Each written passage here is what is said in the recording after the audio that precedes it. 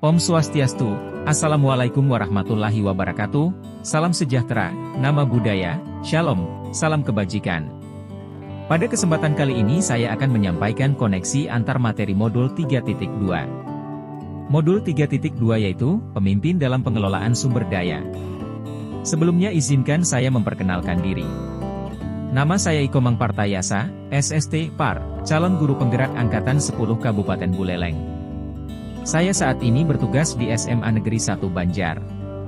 Tujuan pembelajaran khusus. CGP mampu menghubungkan materi modul ini dengan modul-modul yang didapatkan sebelumnya.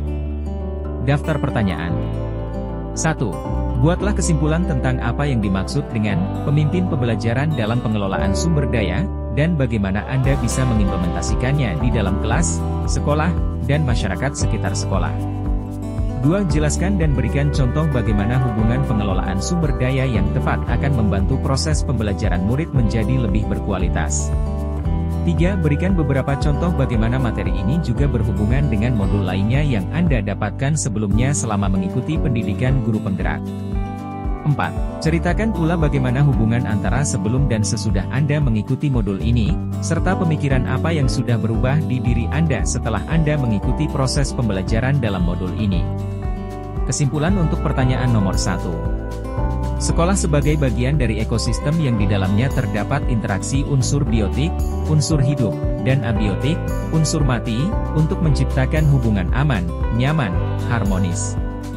Unsur biotik diantaranya yaitu murid, kepala sekolah, guru, tenaga kependidikan, pengawas sekolah, orang tua murid, masyarakat. Unsur abiotik diantaranya yaitu dinas pendidikan, pemerintah daerah, sarana prasarana, keuangan sekolah, lingkungan alam.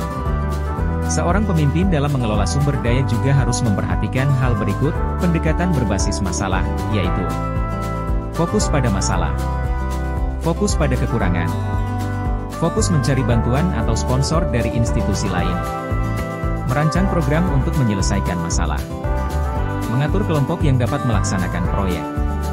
Pendekatan berbasis aset, yaitu fokus pada kekuatan aset, berpijak pada potensi positif dalam landasan berpikir, membayangkan masa depan mengenai kesuksesan yang bersumber dari kekuatan, mengorganisasikan kompetensi dan sumber daya, merancang rencana berdasar visi dan kekuatan, melaksanakan rencana aksi yang sudah diprogram.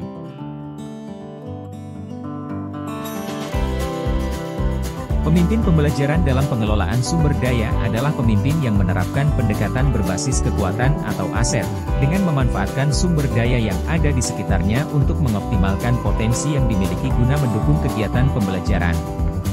Jawaban untuk pertanyaan nomor 2. Pemanfaatan 7 aset sekolah yaitu modal manusia, modal fisik, modal finansial, modal lingkungan alam, modal sosial, modal agama budaya, modal politik.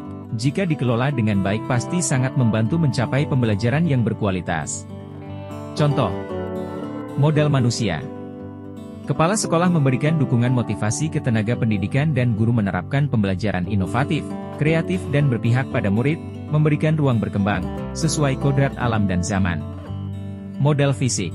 Memanfaatkan sarana prasarana secara optimal dalam pembelajaran, seperti merias ruangan, pemanfaatan teknologi dan internet sekolah untuk memberikan pembelajaran sehingga murid lebih mudah memahami pembelajaran dan menyenangkan bagi mereka. Modal finansial.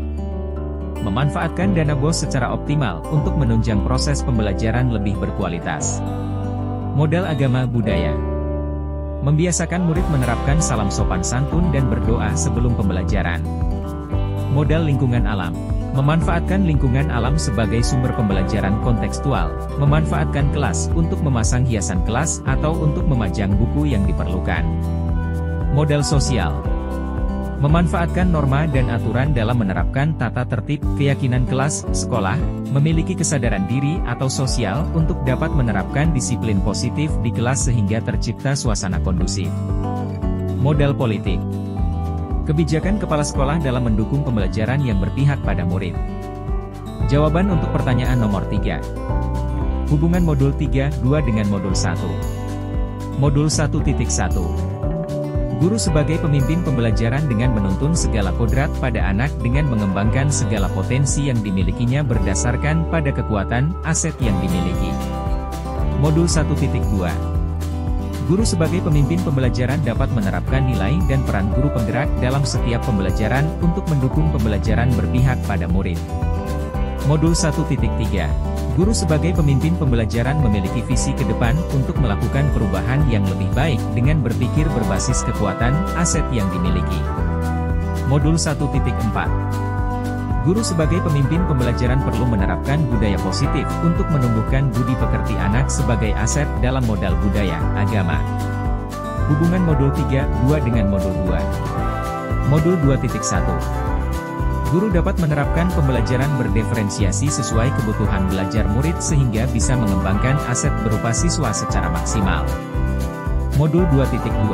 Dalam mengelola sumber daya, seorang pemimpin perlu menguasai kemampuan sosial emosional sehingga pengelolaan sumber daya dapat maksimal.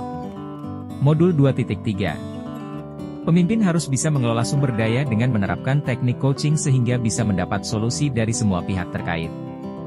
Hubungan modul 3.1 dengan modul 3.2.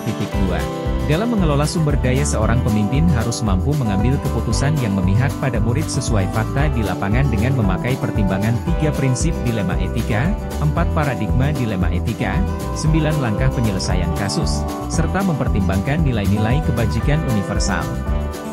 Jawaban untuk pertanyaan nomor 4. Hubungan antara sebelum dan sesudah saya mengikuti modul ini adalah, sebelum. Sebelum mempelajari modul 3.2 saya berpikir yang dianggap aset adalah tanah berdiri sekolah dan bangunannya, dalam membuat kegiatan lebih fokus pada masalah dan menemukan solusi yang kurang tepat. Sesudah, saya memahami 7 aset utama yang dapat membangun sekolah dari modal manusia, modal fisik, modal finansial, modal budaya, agama, modal lingkungan alam, modal sosial dan modal politik. Seorang pemimpin harus memiliki pikiran positif mempertimbangkan 7 aset utama sekolah dalam mengembangkan potensi sekolah menjadi lebih baik. Pemikiran yang sudah berubah setelah saya mengikuti proses pembelajaran dalam modul ini yaitu, 1. Ada 7 aset utama dalam pengelolaan sumber daya di sekolah. 2. Guru dalam memimpin pembelajaran harus memiliki kreativitas dan inovasi dalam mengelola aset sekolah yaitu anak-anak demi menciptakan pembelajaran yang berkualitas. 3. Pengambilan keputusan agar menggunakan pendekatan berbasis kekuatan, aset bukan pendekatan berbasis kekurangan. Demikianlah yang dapat saya sampaikan mengenai koneksi antar materi modul 3.2, mohon maaf jika ada kesalahan yang saya buat secara tidak sengaja. Terima kasih. Assalamualaikum warahmatullahi wabarakatuh, salam sejahtera, nama budaya, Shalom, salam kebajikan, Om Santi, Santi, Santi, Om. Salam guru penggerak. Tergerak, bergerak, dan menggerakkan.